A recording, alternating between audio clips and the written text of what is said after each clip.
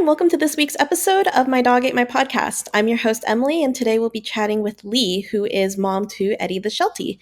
Fun fact that Lee shared about herself: when she was younger, she wanted to work at a zoo, but she ended up working in corporate instead. Please enjoy Lee and Eddie.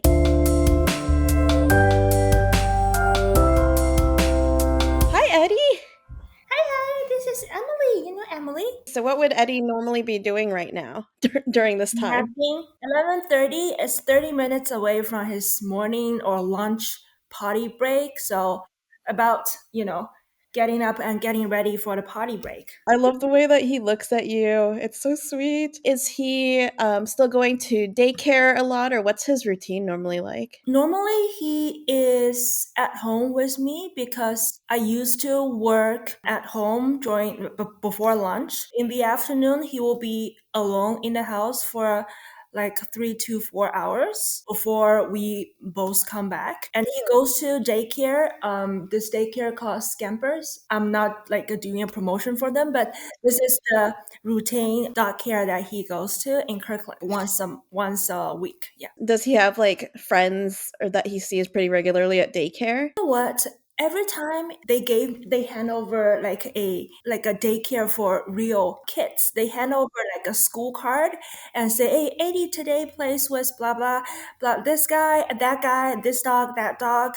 But my husband always jokes that they're just making up random names because every time his best friend's name is different. He just makes a lot of different friends, so maybe it's just he's got Yeah, so many maybe friends that it's different every time. Does Eddie usually go to like dog parks or anything? Yes, in the summertime, there's a pop-up dog park near my house in downtown Redmond called Mug Redmond Pop-up Dog Park, and then we go there every And what does evening. he usually do when you go to the dog He park? doesn't play with any dogs at all. He is very just only into his balls. So he's more of like a ball dog rather than dog.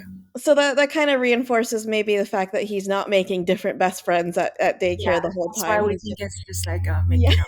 he just Make wants up to play names. with the ball. Yeah. So tell me a little bit about, like, I know he's a Sheltie. What made you decide to get a Sheltie? Is he your first Sheltie? Like, what kind of got you into the breed, or what led you to him? Yeah, that's a good question. So I think before the pandemic, we ran into this aged sheltie at one of the local shelters called Emerald City Pet Rescue. So there's this, I think, 9 years old sheltie surrendered by the owner because the owner had to move to a nursing house. So their owner's family couldn't take care of this aged sheltie, so they surrendered them to the shelter. Yeah, and then we were looking because my husband and I, we are both kind of like a low energy type of person, so we don't do like long hikes. We are not that outdoorsy, so we're looking for kind of like a dog that's like us, like more of like a low energy dog. I also secretively I wanted a kind of like a breed dog. So this kind of like matches perfectly with our needs. So we adopted Eddie. The first Sheltie's name is also Eddie. So we adopted Eddie from Emerald City Pet Rescue, and we had Eddie's for like 2 years before he passed away 2 years later at 11. That was kind of like very sad. And then we know that next time if we ever want a dog, we want Eddie to be back. But it's really hard to get another kind of like a Sheltie from a shelter because I researched on Facebook a different like collie shelter groups. All these collie slash Sheltie dogs, they're in northeast, so we weren't able to get them because most of the shelters they're saying they want local people to adopt these Shelties. Right. So we end up getting this Eddie from a breeder in Texas. That's during the pandemic. So he's a pandemic dog. He was born 2020 October 31st on the Halloween Eve. Did you have to go to Texas to pick him up, or did they have somebody fly with him and then you pick him up from the airport, or how did that work? Yeah, that was very fortunate during the pandemic that they had a kind of like a training centers in Oregon. So they aligned with us that they will drive Eddie to Seattle, and then basically we picked up Eddie from Seattle. Oh wow, that's pretty good considering he's from Yes. Texas. Yeah, and they didn't have to fly him at all. So it's Oh, that's basically so just like good. long distance driving, which is better than flight. How is Eddie similar or different to your first dog in terms of like temperament or personality? Well, I would say my old Eddie was a 9 year, kind of like a grumpy grandfather type of dog.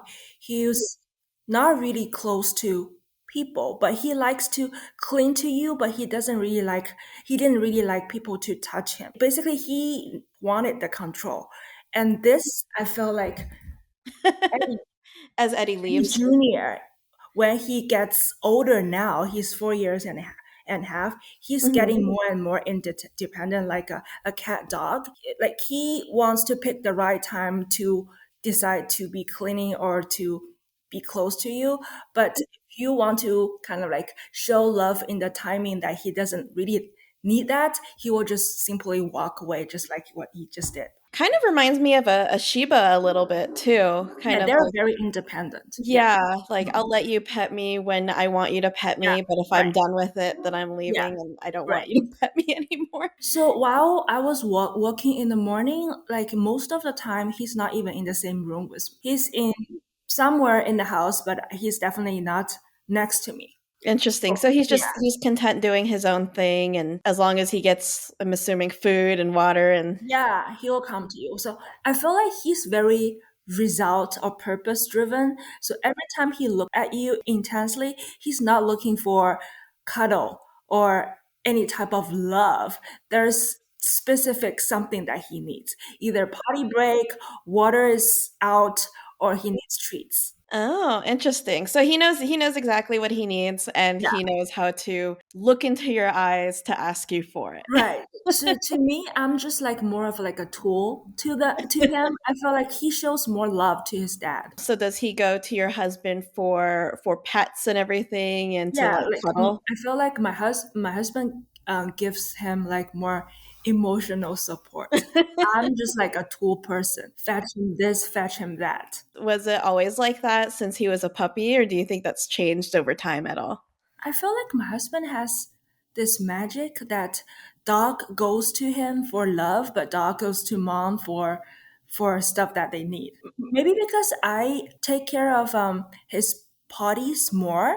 Mhm. And my husband, that's why he thinks like I'm just like this potty picker or dog food feeder. But my husband is like more ball throwing, driving him to this place, that place. I think he thinks my husband to be more fun or more spiritual, you know? Well, in that case, you need to tell your husband to do more of the pick I up know, the potty or do right? more of the chore work, Yes, I and then know. you can get Eddie to cuddle with you more. I know. He doesn't like every time I want to be kind of like emotional and I wanted to cuddle, he just walks away. Tell me a little bit about, because he has such long fur, like what's the maintenance like for him? Like people always ask, "Oh, is it a lot of work to take care of his fur?" Like surprisingly, it's not. And Okay. then I feel it's like we're so blessed that his fur is so soft and then it doesn't go tangle at all. So we're both pretty lazy people. My husband only grooms him like once a week at the most. And then the fur is just this beautiful. And we take him out for grooming and then bathing. So basically, I don't think they apply some like fancy good shampoo on him. It's just like I think it's just he's just born with beautiful furs. He's so soft. Yeah, he's very soft. It's I guess it's amazing how soft he I is. think the only right thing that we did is that we never cut like or shave him. Basically, the fur is like the baby fur since he was born. He's still got Like, the puppy yeah, softness to yeah. him. Does he shed a lot? Twice a year, I would say. But the good thing is those furs, they just like a tangle. So it doesn't really fall and goes everywhere. For dogs like Sheltie, I feel like their furs will first like tangle in the body until it can not accumulate anymore and then it will fall off. So surprisingly, I don't see a lot of furs in the house. Oh wow, that's pretty cool. That's his biggest enemy. I think there are bunnies in the backyard. Oh, bunnies in the backyard because Shelties are herding dogs, right? They're not Yeah, they're hunting hurting. dogs. Yes, his biggest animals are squirrels, bunnies, scooters, and skaters. So he probably thinks he's a hunting dog, or at least he'll chase them away. Yeah. Has he ever been close to getting a rabbit or a squirrel or anything like that? The thing is, like, he runs, he looks like he runs really fast, but he actually runs pretty slow. I think a corgi run faster than any. Really? Yes. So he's never going to be close. What are some of Eddie's like quirks? Like what makes him unique or what would differentiate him from like another Sheltie? You know, like Shelties, they all look very similar, and then their temperaments are also very similar. Eddie, I would say, like, what I really appreciate, he likes cleanness. He's not like a kind of like a golden retrievers or ever, just jump into the water or jump into a Yeah. mud pile and then, get all messed up. He doesn't do that. Does he ever like get dirty and then get upset about it? Not intentionally, no. When it rains outside, he will walk around the water pile. He doesn't want to get his like, paws all wet. Yeah. I mean, it's good. It means you have less, dirt on your couches and stuff like that. I feel like River our Shiba is pretty similar. Hmm. He will not want to get in the mud or the dirt. He'll be kind of sad and he'll lick himself and Yeah. he'll kind of whine if he accidentally gets dirty. It's more like a cat dog. Yeah. And I think another superpower Eddie has is that he seems to know what is inside and what is outside. Even I bring him to like a friend's house, he doesn't need to be taught that he cannot go potty indoor. Even if it's not his own home, he differentiates like indoor versus outdoor. He will hold it until people let him out. Oh, he's smart. So I think that's pretty good. Is he stubborn at all? Like with his smartness, or is he pretty, I guess, adaptable? I feel like it changes when he grow older. These days, I feel like he's getting more and more stubborn. Like before, when he was like a puppy, he was eager to please. You don't really need to use too much kind of like a treats to get him to do all the, pawpaws and like all the, But now he doesn't do it at all. If there's no treats, or even if there are treats. I think he gradually, because it's been so long for him to really please people, so he forgets all the tricks that we taught him. So he doesn't do that anymore. If he wants to please like random people, he will just like jump up and kiss them, give them secret kisses, and people can't, say no to that. He knows he's cute, so Yeah, he's going to take advantage of yeah, that and say, "I don't that's need to the teach thing. you." Yeah. Yeah, he knows that. He knows that. That's why he's always very popular in U Village. All those kind of like store people love him. You might have to just say, "Okay, Eddie, no, you have to shake if you want this." Or, next time I see him, I'll make sure that he shakes or Yeah, he he'll does do other pop things for for me. you. Yeah, do pawpaw so that way he'll remember, okay, now I have to do it. I know some of my dogs, they will get pickier about the type of treat that they'll do tricks for. So Oh, they know how to do it, but they'll kind of like evaluate what do I have in my hand. And if it's just oh. like a basic treat, they'll just pretend they don't know how to do it. But if they give them something really good, like the Great Danes If love you the duck upgrade it, jerky. then he will just do Yeah. upgraded tricks. Yeah, they need the high value treats to be able to like, "Oh, yeah, so I totally know how to do that." Like, if it's a basic treat, they'll say, "I don't know how to do that. I don't know what Ah, you're asking me to do." So so that's picky, so maybe spoiled. yeah.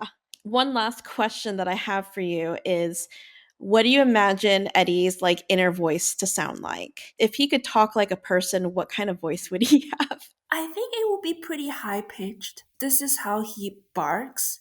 So I think it's more of like a girly type of like a high pitched voice. Like this, Baba, Mama, you need to throw Baba. Oh, yeah. Like a high-pitched voice. Yeah. Almost like a little boy, Yeah. Before they change their voice. a prepubescent boy. That works because that kinda works with his cute face, so then he knows exactly, like, he can use the voice, he can use the puppy eyes just to get exactly what he wants. That's why the reason I think his voice, the inner voice, will be like very high pitched is because every time, like we bump into people, they always address him using her or she, not really him. There's not once that people address him as they always assumes that he is a she. He's just so pretty. Look at him, he's got such a sweet face. Thank you. Well, thank you so much for taking the time to chat with me about Eddie. Um, Pleasure. Thanks, Eddie, wherever you are. Eddie can come. This is why I'm saying he's getting more stubborn. He wants to prove your point. He said you said I'm stubborn. Oh, Yes. hi, Eddie. Thank you. Thank you, Eddie. Thank you, Emily. Thanks for tuning in, and don't forget that you can find My Dog Ate My podcast anywhere that you find podcasts. And special shout out to Emerald City Pet Rescue, which is where Lee adopted her first dog, Eddie, before Eddie today came along. Thanks, and see you next time.